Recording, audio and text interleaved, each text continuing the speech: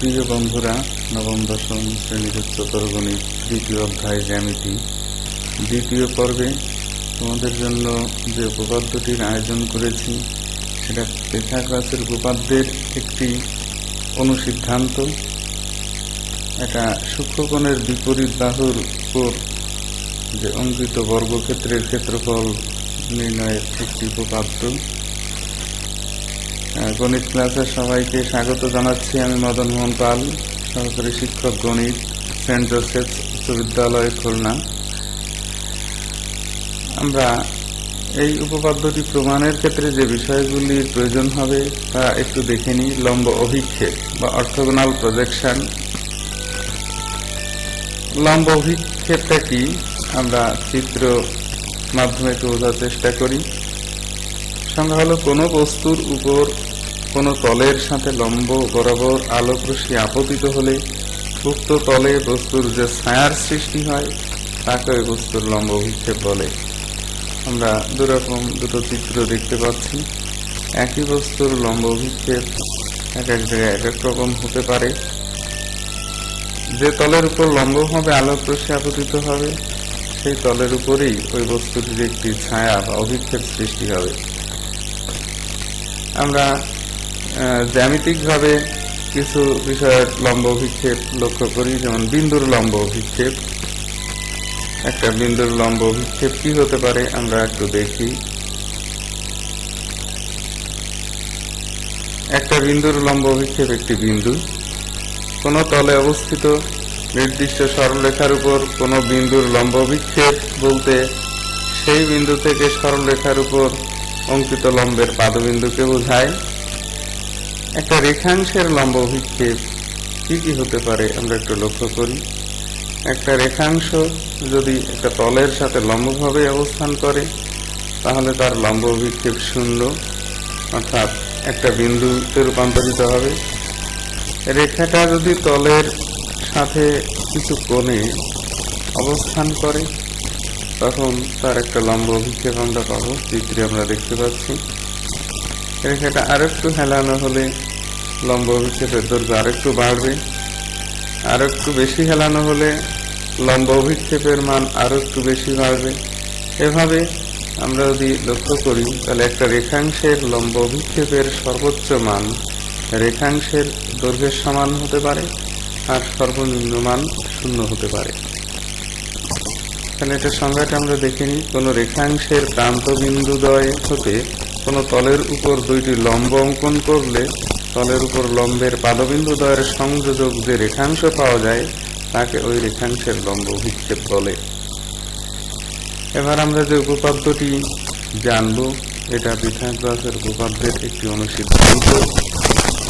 যে কোনো ত্রিভুজের সূক্ষ্মকোণের বিপরীত বাহুর উপর অঙ্কিত বর্গক্ষেত্রের ক্ষেত্রফল অপর বাহুদ্বয়ের উপর অঙ্কিত বর্গক্ষেত্রদ্বয়ের ক্ষেত্রফলের সমষ্টি অপেক্ষা ওই দুই বাহুর যে কোনো একটি ও তার উপর অপরটির লম্ব অভিক্ষেপের অন্তর্গত আয়তক্ষেত্রের ক্ষেত্রফলের দ্বিগুণ পরিমাণ কম। হ্যাঁ, উপপাদ্যটা অনেক বড়, মনে রাখা একটু কঠিন ব্যাপার বটে। তবে আমরা যদি একটু খেয়াল করি, বোঝার চেষ্টা করি তাহলে উপপাদ্যটা স্বাভাবিকভাবে বলা সম্ভব।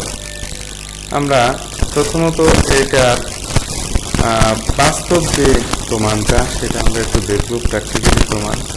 তোমরা ভালোভাবে লক্ষ্য করো।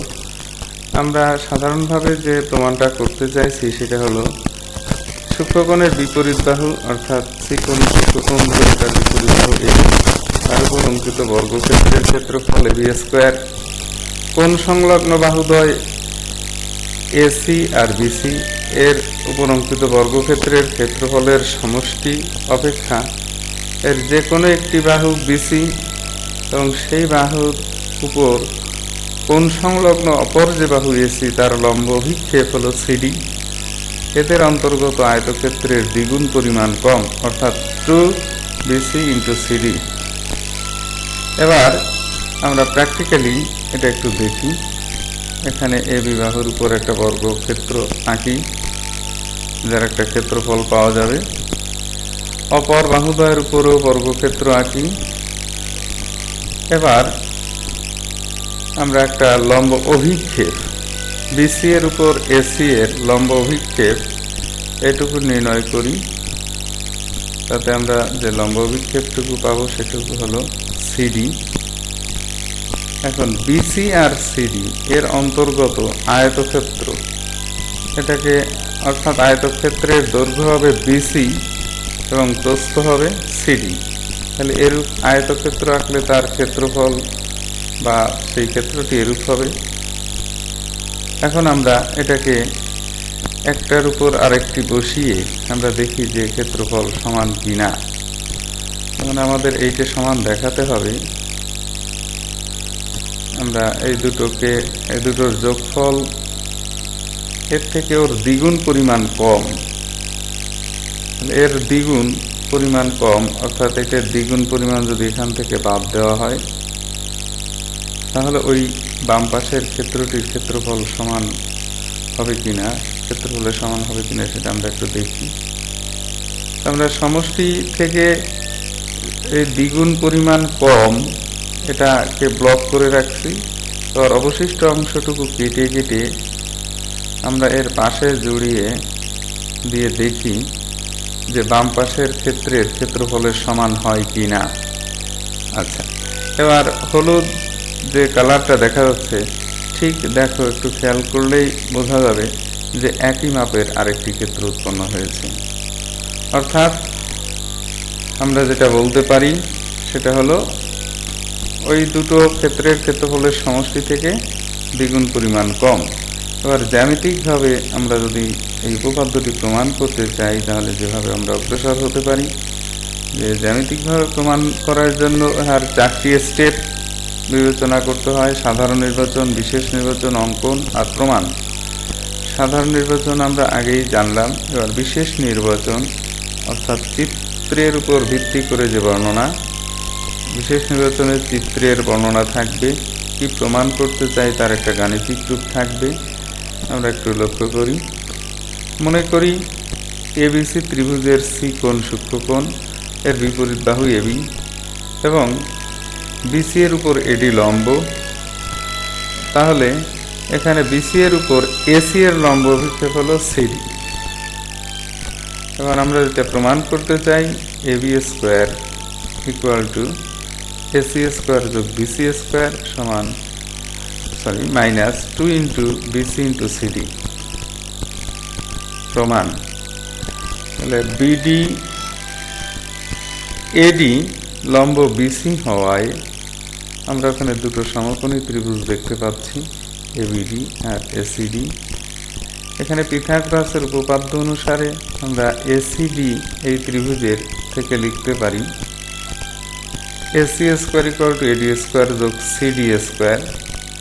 আবার এবিডি এই ত্রিভুজের ক্ষেত্রেও অনুরূপভাবে লিখতে পারি AB square equal to AD square plus BD square. এখন গাণিতিক ক্যালকুলেশন যদি করি, বিডিকে আমরা লিখতে পারি যে BC minus CD. BC minus CD এর হোল স্কোয়ারকে আমরা বর্গের সূত্রে ভাঙালে BC square minus 2 BC into CD plus CD square এটা লিখতে পারি।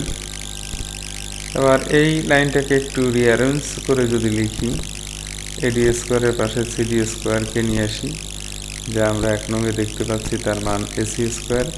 পরবর্তীতে আমরা ওদের মান এসি স্কোয়ার বসিয়ে পাই AB square equal to AC square plus BC square 2 BC into CD. 1 নঙের সাহায্যে এটা আমরা লিখতে পারি। তার মানে এটা আমরা বলতে পারি এটাই আমাদের লক্ষ্য, এটাই আমাদের প্রমাণের বিষয়, এটা প্রমাণিত। আর সবাইকে ধন্যবাদ এবং পরবর্তী পর্ব দেখার জন্য আমন্ত্রণ রইল। সবাই ভালো থাকো, সুস্থ থাকো, এই কামনায় আজ এখানেই শেষ করছি। ধন্যবাদ সবাইকে।